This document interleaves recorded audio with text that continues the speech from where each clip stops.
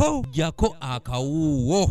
Abalonzi mu kibiina kya NRM mu kitundu ky'Ekyamuswa mu Ekalangala balaze obutali bumativu eri akakiiko k'ebyokulonda mu kibiina kyabwe olw'amagye wamu n'abakulembeze abalala okwenyigira mu kwonoona okulonda kwa kamyufu k'ekibiina kya NRM okwaliyo ku nkomerero ya wiiki ewedde era nga bano tebakkiriziganya na byava mu kulonda okwo. Wa NRM ow'ekitiibwa Yoweri Kaguta Museveni ayingire mu nsonga z'Ekyamuswa kuba pate yaffe esaanawo.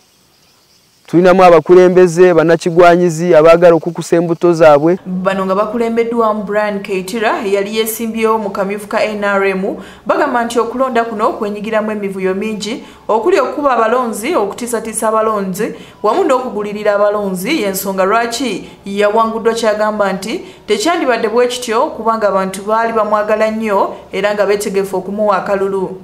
Na groups ze ez'abantu nezitiisatiisa abantu nezibagaana okulonda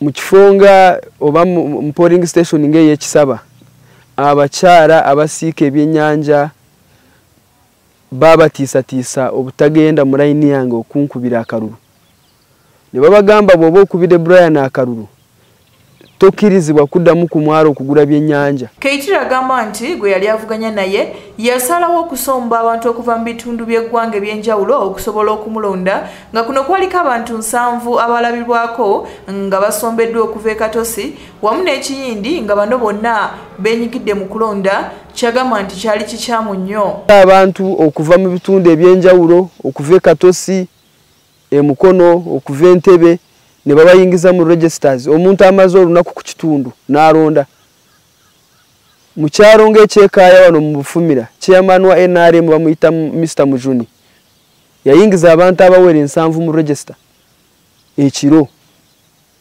nga bali bavudde Katosi nga baze kuvuba Mukene emisonzi.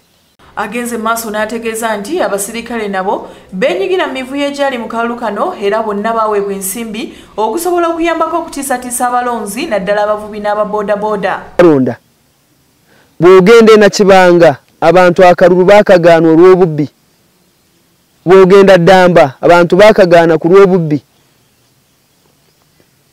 Ekazi Bugaba abantu tebaalonda naye bakulaga nti kalo yawangulawo n'ebitundu ebirala bingi. Eddoboozi ly'abantu banakyamuswa balizikiza era ngenda kukomawo nga independent. Wabula Kalo Nannyondo ngono ye yalangirirwa asambaze byonna ebyogera Keitira nti era abyogera kuba teyasobola kuwangula kalulu kano.